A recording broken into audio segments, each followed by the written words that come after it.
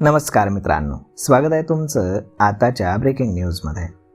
मित्रांनो, राष्ट्रीय महामार्गावरती होणाऱ्या अपघातांमधील मृतांचं प्रमाण रोखण्यासाठी आणि जखमींना तातडीने वैद्यकीय मदत मिळवून देण्यासाठी भारतीय राष्ट्रीय महामार्ग प्राधिकरणानं अत्यंत कडक पावलं उचलली आहेत.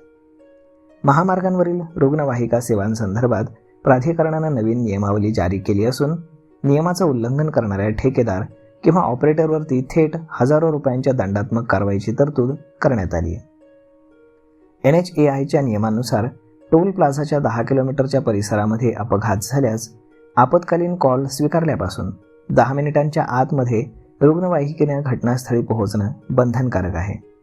निर्धारित वेळेमध्ये रुग्णवाहिका न पोहोचल्यास ऑपरेटरला 10,000 रुपयांचा दंड ठोठावला जाईल. 10 किलोमीटरपेक्षा जास्त अंतरासाठी वेळेमध्ये त्यानुसार सवलत दिली जाईल. आपत्कालीन कॉल स्वीकारल्यानंतर रुग्णवाहिकेनं अवघ्या 2 मिनिटांच्या आत घटनास्थळाच्या दिशेनं कूच करणं अत्यंत आवश्यक आहे. 2 मिनिटांपेक्षा जास्त वेळ लागल्यास प्रत्येक अतिरिक्त मिनिटासाठी 5,000 रुपयांचा दंड आकारला जाईल. अपघातग्रस्ताला तात्काळ वैद्यकीय मदत मिळण्यासाठी कॉल स्वीकारल्यापासून 1 तासाच्या आतमध्ये जवळच्या रुग्णालयामध्ये पोहोचवावं लागेल.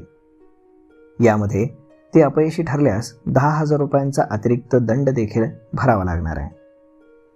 रुग्णवाहिकेमध्ये आवश्यक वैद्यकीय उपकरणं, औषधं किंवा प्रशिक्षित पॅरामेडिकल कर्मचारी नसल्यास प्रति तपासणी 10,000 रुपयांचा दंड ठोठावला जाईल. महामार्गांवरील सर्व रुग्णवाहिकांमध्ये AIA 140 मानांकनाचं पालन करणं आणि GPS उपकरण बसवणं सक्तीचं करण्यात आलं आहे. रुग्णवाहिकांच्या हालचालीवरती IAM केअर डॅशबोर्डच्या माध्यमातून लक्ष ठेवलं जाईल.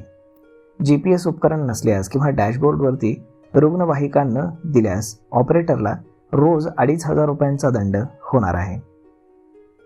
रुग्णवाहिका आणि त्यातील वैद्यकीय उपकरणं नेहमी चालू स्थितीत असावीत. यासाठी चालकांना दर 24 तासात किमान 5 किलोमीटरचा मॉक ड्रिल करावा लागेल.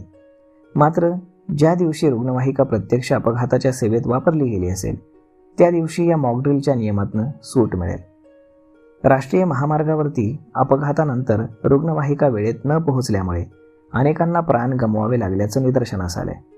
यावर सर्वोच्च न्यायालयानं रोड सेफ्टी कमिटी आणि CAG यांनी आपल्या ऑडिटमध्ये तीव्र नाराजी नोंदवली आहे.